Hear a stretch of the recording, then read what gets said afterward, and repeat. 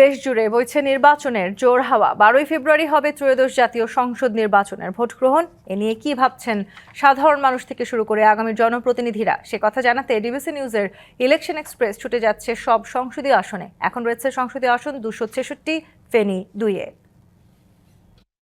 CSRM DBC election express আজ সারাদিন আছি ফেনী জেলায়। এই মুহূর্তে আমাদের সাথে অতিথি হিসেবে যুক্ত আছেন ফেনী 2 আসনে ইসলামী আন্দোলন বাংলাদেশ মনোনীত প্রার্থী একরামুল হক ভূঁইয়া। আমরা তার সাথে একটু কথা বলবো। আমরা আমাদের অনুষ্ঠানে আপনাকে স্বাগত জানাচ্ছি। আপনি তো দলের পক্ষ থেকে নির্বাচনে করছেন, নির্বাচনের পরিবেশ কেমন বুঝছেন এবং আপনার লেভেল প্লেইং ফিল্ড আছে কিনা? ধন্যবাদ আপনাকে। এই মুহূর্ত পর্যন্ত আমরা নির্বাচনী যে মাঠে প্রচার প্রচারণা করছি, আমাদের সদরের 12টা ইউনিয়ন এবং একটি পৌরসভা, আমরা এখানে একেবারে সকাল সন্ধ্যা অবধি আমরা গণসংযোগ করছি। আমরা লেভেল প্লেইং ফিল্ড বলতে যেই কথা বোঝায়, সমান্তরাল আমরা এই মুহূর্ত পর্যন্ত আসলে লক্ষ্য করেছি। এই মুহূর্ত পর্যন্ত আমাদের কাছে প্রতীয়মান হয়েছে যে পরিস্থিতি স্বাভাবিক রয়েছে, কিন্তু কালকে সকালে কি হবে ঠিক একটা বলতে পারবো না। মোটামুটি ভালোই কাজ চলছে আর কি আমাদের। আপনি প্রচারণা করতে গিয়ে অথবা আপনার নেতাকর্মীরা প্রচারণা করতে গিয়ে কোথাও কোনো বাধার মুখে পড়ছেন কিনা? আমরা তো আসলে গণমানুষের জন্য কাজ করি, দেশের জন্য কাজ করি। আমরা গণসংযোগ শুরুর পর থেকে আমরা মানুষের ধারে ধারে যাচ্ছি। আমরা মানুষ থেকে হৃদ্যতা, আন্তরিকতা সংগ্রহ করার চেষ্টা করছি। এই মুহূর্ত পর্যন্ত আমার কোনো অসুবিধা হয়নি আর কি। ভোটাররা কি বলছে? এই আসনে তো আরও অন্য প্রার্থীরা আছে এবং তারাও মোটামুটি ভালো পরিচিত প্রার্থী। এই ক্ষেত্রে আপনাদেরকে ভোটাররা কি বলছে এবং নির্বাচনী লড়াই আসলে কেমন জমবে? ধন্যবাদ আপনাকে।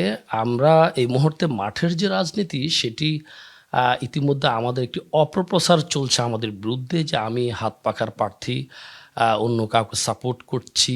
বাস্তবে মানুষের মধ্যে, ভোটারদের মধ্যে যে বেঁচে থাকার বিষয়, সেটা কিন্তু হাত পাখাই বেঁচে আছে, আমরা বেঁচে আছি আর কি।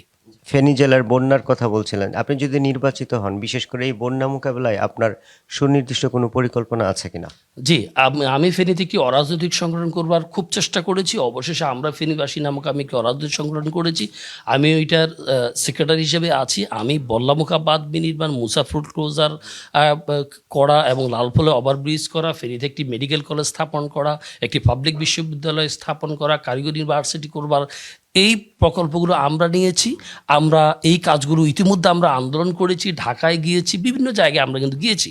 ফেনীর মানুষের স্বার্থে, ফেনীর উন্নয়নের স্বার্থে, ফেনীর মানুষের সুবিধার স্বার্থে, স্বাস্থ্যসেবার জন্য, স্বাস্থ্যসেবা সুরক্ষার জন্য। আমার সব শেষ প্রশ্ন একটু যদি ছোট করে বলেন, আপনি যদি নির্বাচিত হন তাহলে কি করবেন? প্রতিশ্রুতির কথা বললেন। যদি কোনো কারণে নির্বাচিত না হন, যেহেতু প্রতিযোগিতা, তাহলে আসলে কি করবেন এবং মানুষের জন্য কিভাবে কাজ করবেন?